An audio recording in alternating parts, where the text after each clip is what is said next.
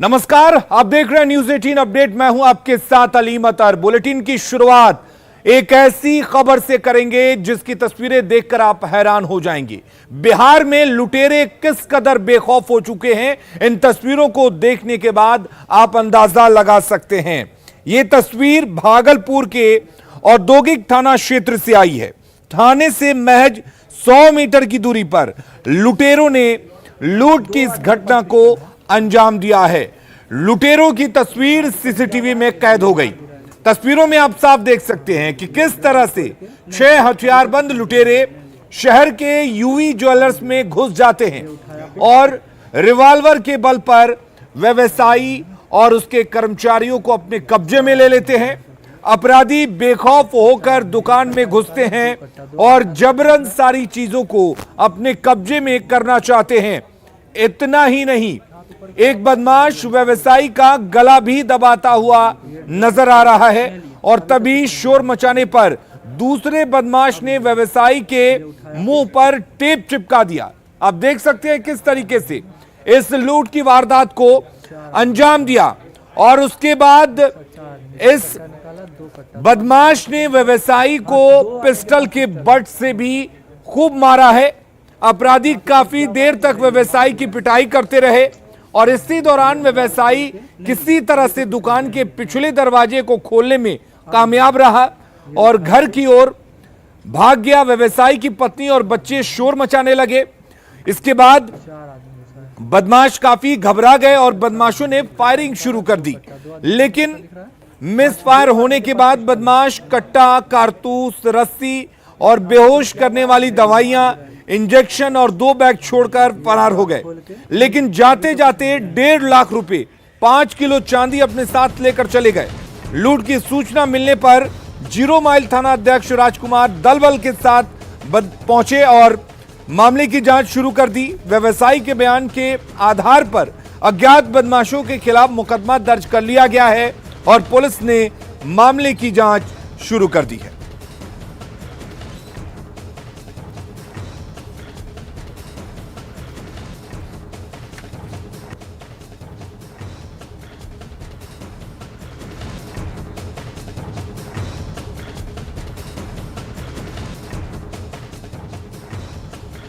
तो लूट की ये तस्वीरें आप देखिए और अंदाजा लगाइए कि किस तरह से बदमाश बेखौफ होकर लूट की घटना को अंजाम देने के लिए पहुंचते हैं। पुलिस का खौफ बिल्कुल नहीं, वक्त लेते हैं। उन्हें डर नहीं है कि पुलिस आ सकती है या वो पकड़े जा सकते हैं। बिल्कुल बेखौफ अंदाज में वो घुसते हैं और भागलपुर के औद्योगिक थाना क्षेत्र में लूट की इस वारदात को अंजाम देते हैं। व्यवसायी की पिटाई की जाती है। व्यवसायी बार बार शोर मचाता है, उसके बावजूद बदमाशों में किसी भी तरह का डर देखने को नहीं मिलता है। बदमाश पिस्टल के बट से व्यवसायी की पिटाई करते हैं, उसे जख्मी कर देते हैं। व्यवसायी किसी तरह से अपनी जान बचाकर अपनी घर की तरफ भागता है और उसके बाद बदमाश तब घबरा जाते हैं जब पूरा परिवार शोर मचाने लगता है, लेकिन जाते जाते रुपए और चांदी के गहने लूटकर फरार हो जाते हैं।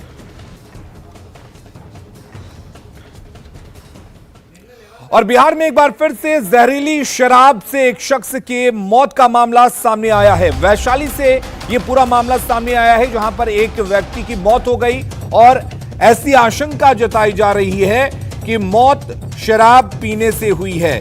महुआ अनुमंडल के महुआ बाजार की जवाहर चौक के पास एक व्यक्ति की संदिग्ध स्थिति में मौत हुई और मृतक के घर के आसपास शराब की खाली बोतल बरामद की गई है। जताया जा रहा है कि इस शख्स की मौत जहरीली शराब पीने से हुई है। घटना की सूचना मिलते ही पुलिस मौके पर पहुंची और मामले की छानबीन की जा रही है। पुलिस ने मृतक के घर के पास से झाड़ी में शराब की कई खाली बोतलें बरामद की हैं।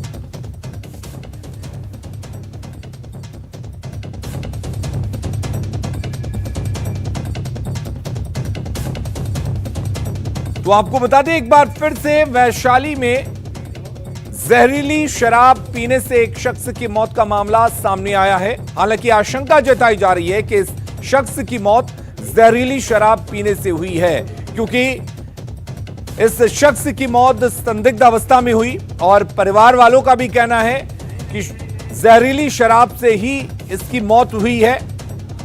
हालांकि जहां पर इस शख्स का शव मिला वहां से शराब की कई खाली बोतलें भी मिली हैं। तो बिहार में शराबबंदी है, लेकिन बावजूद इसके शराब तस्कर अनोखे तरह से शराब की तस्करी कर रहे हैं।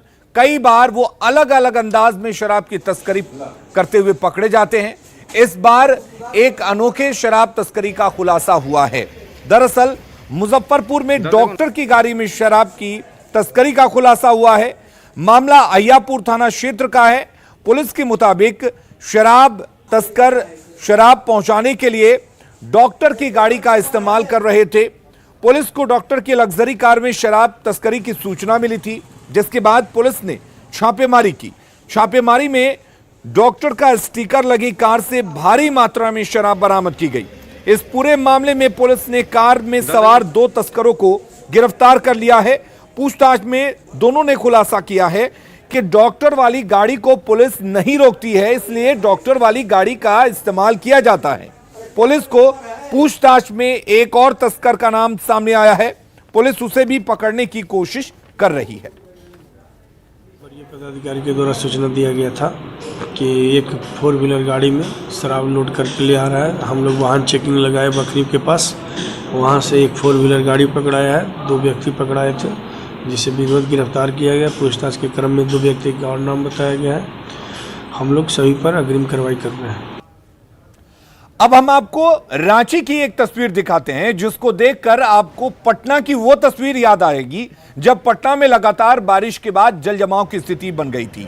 रांची में भी ऐसी ही तस्वीर देखने को मिली और ये तस्वीर रांची के एक पॉश इलाके में देखने को मिली है।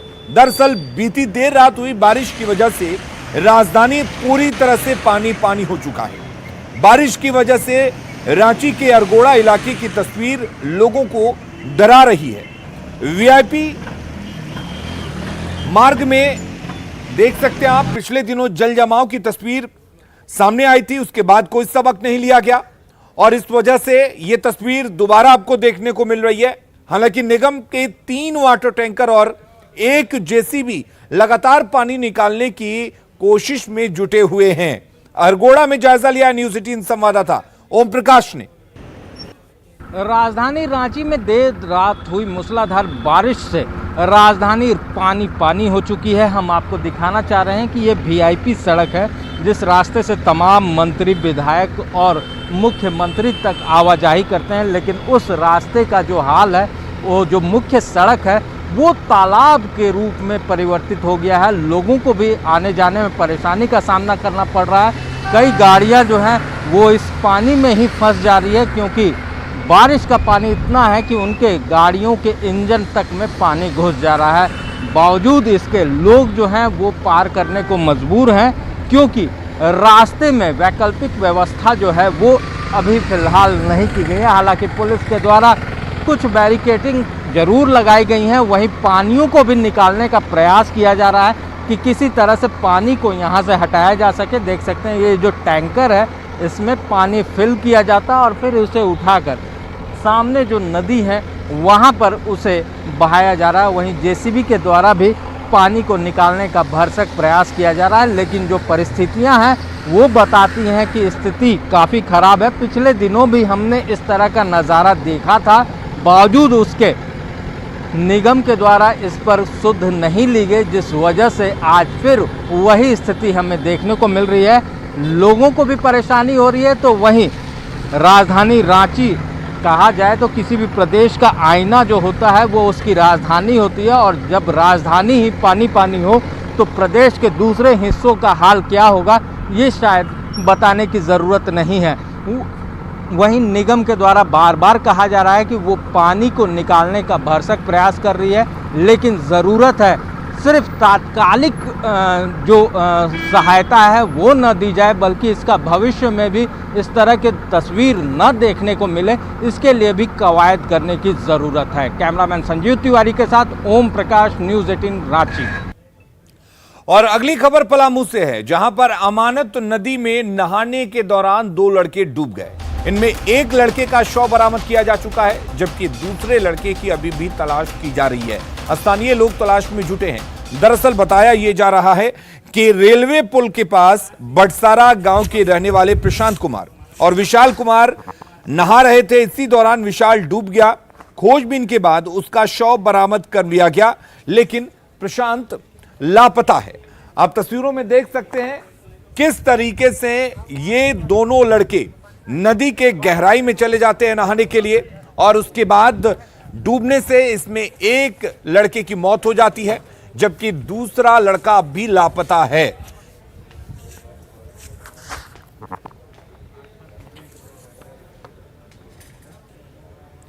कटिहार में चचरी पुल लोगों का सहारा बना हुआ है। दरअसल पिछले 2 साल पहले जब बाढ़ आई थी तो यहां पर बना हुआ डाइवर्जन टूट गया था। उसके बाद किसी ने इस इलाके की सुध नहीं ली। लोगों ने खुद अपने दम पर मेहनत कर चचरी पुल बनाई और तब से 4 साल बीत चुके हैं, लेकिन यह पुल नहीं बना है। स्थानीय लोग अपने खर्च से चचरी पुल बना चुके हैं और आवाजाही कर रहे हैं। अब ये चचरी पुल लोगों के लिए लाइफलाइन बन चुकी है। चचरी पुल के बारे में बता रहे न्यूज़ 18 संवाददाता सुब्रत गुहा। सिर्फ सरकार पर सवाल उठाना या सिस्टम को कोसना ही विकास नहीं होता है, बल्कि विकास का ये तस्वीर भी कुछ इस तरह का होता है जो हसनगंज के लोगों ने करके दिखाया है। 150 मीटर का ये जो चचरी पुल है, ये हसनगंज और कोढ़ा प्रखंड को जोड़ता है। और बड़ी बात है कि ये चचरी पुल ग्रामीणों के सहयोग से ही बना है। क्या है ये चचरी पुल की पूरी कहानी और क्या क्यों मजबूरी बन गया है ये चचरी पुल, आइए यहाँ के ग्रामीणों से बात करते हैं। जी अशफाक जी, क्यों बना ये चचरी पुल, कब बना है? ये मोटा मोटी आज 7 रोज से ये चचरी पुल चल रहा है जी। ये तो कटा 2017 में, लेकिन ग्रामीण इतना जागरूक हुआ कि इतना ज़्यादा दूरी बन जाने के कारण ये जो है हम लोग बनाए कि घूम के जाना पड़ता है बहुत ज़्यादा। 7 से 8 किलोमीटर का इस पुल बनने से, चचरी का पुल बनने से बचत है। इस बचत के चलते एक तो महंगाई के दौर है, इतना महंगाई है कि इसलिए हम लोग सोचे कि नहीं, जितना 7 किलो 8 किलोमीटर हम लोग घूम के जाए मोटरसाइकिल से, ये बगल होके ही चलेंगे। थोड़ा कितना लागत पड़ा है? ये लागत तो लगभग 80-82 हज़ार रुपये की लागत है। इस लागत से लंबाई ये 150 फीट करीब होगा।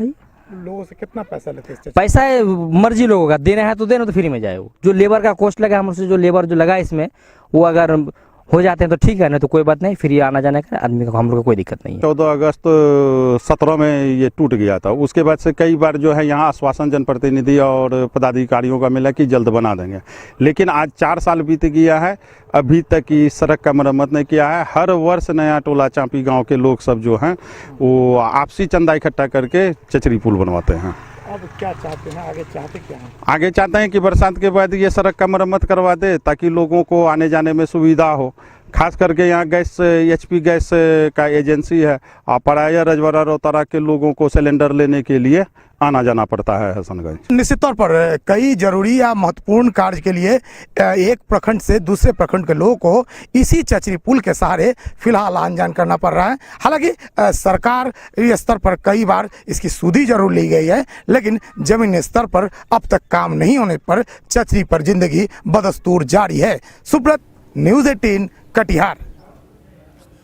भारत को टोक्यो ओलंपिक में गोल्ड मेडल मिलने के बाद से पूरे देश में खुशी की लहर है, लेकिन आम लोग खुश हैं तो जो एथलीट्स हैं उनमें एक नया जोश और जज्बा देखने को मिल रहा है। जमुई में भी कुछ ऐसा ही देखने को मिला। जमुई में कई ऐसे एथलीट्स हैं जो जैवलिन थ्रो खेलते हैं और उनमें अब एक नया जोश देखने को मिल रहा है, उनमें एक नई उम्मीद देखने को मिल रही है और अब वो ये मानते हैं कि इस खेल को वो आगे बढ़ाएंगे। हालांकि वो राष्ट्रीय स्तर पर कई मेडल भी जीत चुके हैं।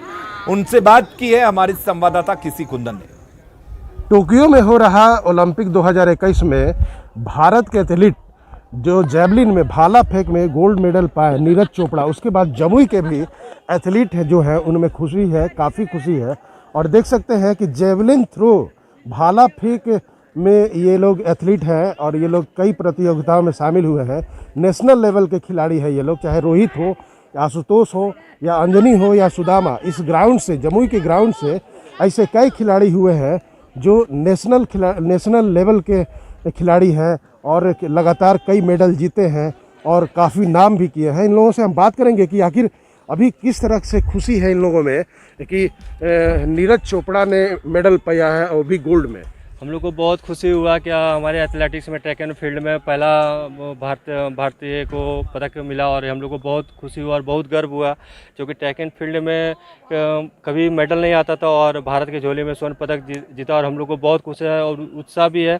नीरज भैया ने बहुत ही अच्छा किए हैं और वो गोल्ड मेडल वो अपने लिए नहीं पूरा देश के लिए जीते हैं और हम चाहते हैं कि नीरज भैया की तरह ही हमारे देश में बहुत सारा नीरज भैया जन्म ले। बहुत अच्छा खुशी हुआ कि मतलब ओलंपिक में मेडल आया भारत के लिए और हम लोग बहुत खुश हैं। हाँ, खुश है। और जैसा कि ये खिलाड़ी है, हालांकि जमुई के कॉलेज ग्राउंड में ये लोग प्रैक्टिस करते हैं हर दिन सुबह शाम, लेकिन इन लोग को मलाल है कि इनको थोड़ा संसाधनों से अगर लेस कर दिया जाता तो ये भी बेहतर करते हैं। भले संसाधन नहीं है लेकिन फिर भी ये लोग अपने मेहनत के बल पर कई मेडल जीत चुके हैं। केसी कुंदन, न्यूज़ 18 जमुई। अगली खबर बिहार की सियासत से जुड़ी हुई, जहां पर जेडीयू के राष्ट्रीय अध्यक्ष ललन सिंह ने संसदीय बोर्ड के अध्यक्ष उपेंद्र कुशवाहा से मुलाकात की है और ये मुलाकात बंद कमरे में हुई। मुलाकात में सियासत पर चर्चा की गई, मौजूदा जो हालात हैं उसमें किस तरह से जेडीयू अपने आप को आगे बढ़ाएगी, इस पर चर्चा की। हालांकि ललन सिंह ने कहा कि उपेंद्र कुशवाहा उनके पुराने मित्र हैं, अगर हम लोगों के मिलने पर विरोधियों की छाती पर सांप लौट रही है तो हम क्या करें। मित्र है, सहयोगी है, साथी है और आज के नहीं है। लोक दल के समता पार्टी के पहले से लोक दल में हम लोग युवा लोक दल में साथ राजनीति करते थे। ये साथ दूसरों को रास नहीं आ रहा है। मत आवे, अब क्या करिएगा। अगर किसी के छाती पर सांप लौट रहा है तो उसमें हम क्या करें। हम लोगों की ऐसी मुलाकात अक्सर होते रहती है। इनके घर पर भी हम जाते हैं, हमारे यहाँ भी कभी कभी आते हैं, तो ये मुलाकात चलते रहती है। कभी कभी आप लोग देखते हैं इसलिए ऐसी बात करते हैं। इस मुलाकात का कुछ खास मतलब ही निकाला जा रहा है। देखिए, पार्टी है, हम लोग एक साथी हैं, तो काम पार्टी के लिए नीतीश कुमार जी को मजबूत करने के लिए करते रहते हैं। तो उसी क्रम में मुलाकात होते रहती है, कोई व्यक्तिगत मुलाकात, पार्टी के लिए मुलाकात। आज की मुलाकात को कोई अलग नजर से देखा जाए, इसकी कहाँ कोई आवश्यकता नहीं। सीधा है कि पार्टी की मजबूती के लिए हर क्षण सोते जागते उठते बैठते हम लोग काम कर रहे हैं, बस यही मतलब इसका। संक्रमण काल और भाग दौड़ भरी इस जिंदगी में हर कोई आजकल खुद को सुरक्षित रखना चाहता है, सेहतमंद रखना चाहता है और ये एक बड़ी चुनौती भी है। लेकिन रांची में एक ऐसी तस्वीर सामने आई है जहां पर लोग खुद के सेहत को लेकर कितने अवेयर हैं वो देखने को मिला है। घर से बाहर निकलने वाले लोग बाजार में कुछ भी खाने पीने से परहेज कर रहे हैं।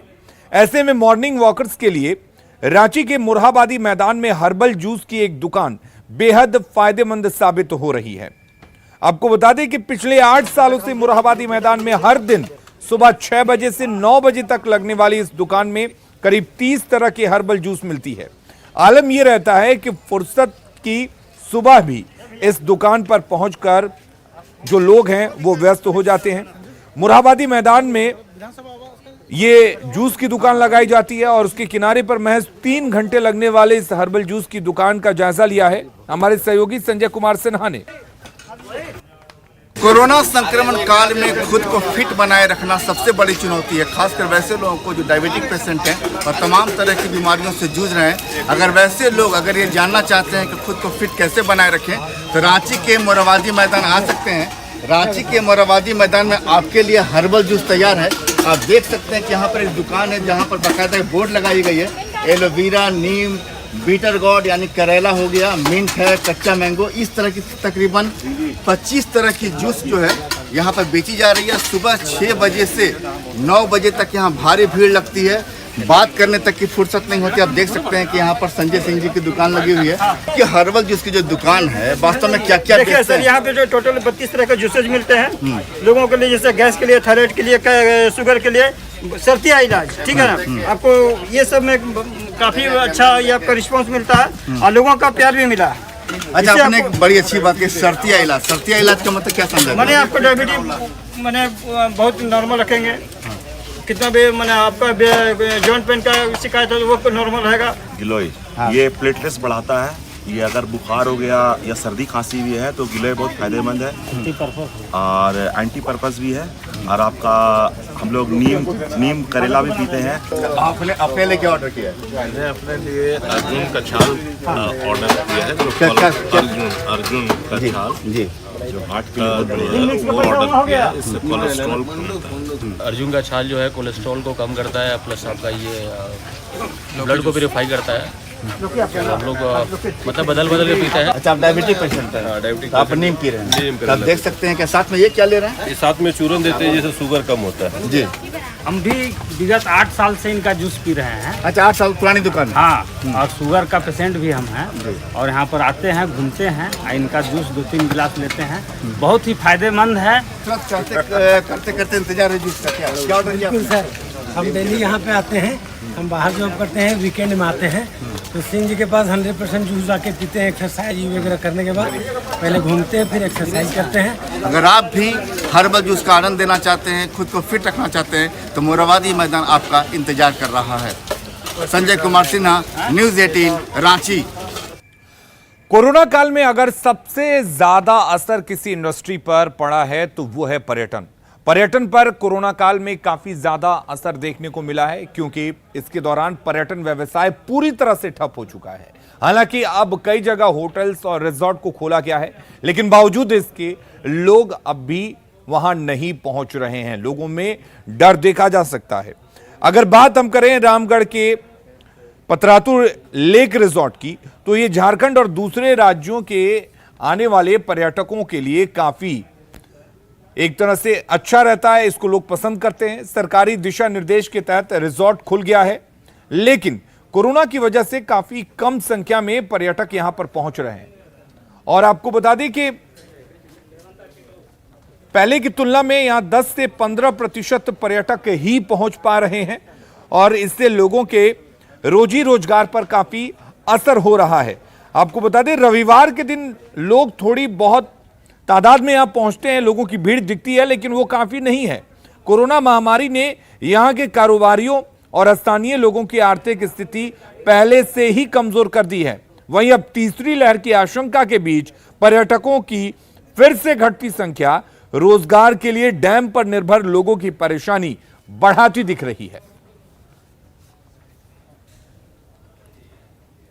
बहुत ज़्यादा दिक्कत हो गया, डैम और सब नियम से चलने में बहुत ज़्यादा प्रॉब्लम हुआ है और सब स्टाफ लोग घर जाने के बाद आने में भी बहुत प्रॉब्लम उन लोग को भी हुआ। गाड़ी से लेके हर व्यवसाय से हम लोग को प्रॉब्लम हुआ है और अभी हम लोग सब लोसे में चल रहे हैं। पूरा हो गया, इतना डर हो गया है कि और सब खुला भी नहीं है, ओपन हुआ नहीं है। टाइम का अनुसार बहुत कम आ रहे हैं। यहाँ आने के बाद फिर जाने के लिए भी टाइम टेबल ख़त्म हो जाता है 8 बजे तक, इसलिए बहुत कम हो गया है और हम लोग बहुत ज़्यादा प्रॉब्लम हो रहा है। जिस तादाद में आना चाहिए उस तादाद में पर्यटक नहीं आ रहे हैं। उनके नहीं आने से यहाँ पे स्थानीय स्तर पे जो लोग इन टूरिस्ट के आने की वजह से जो है उससे रोजगार से जुड़े हुए रहते थे, उनके व्यवसाय पे बहुत बुरा असर पड़ा है। उनके जीवन स्तर पे, उनके जीविका पे बहुत बुरा प्रभाव पड़ा है पर्यटकों के कम आने की वजह से। और न्यूज रूम से खबरों में फिलहाल के लिए इतना ही, लेकिन आप बने रहिए न्यूज़ 18 बिहार झारखंड के साथ।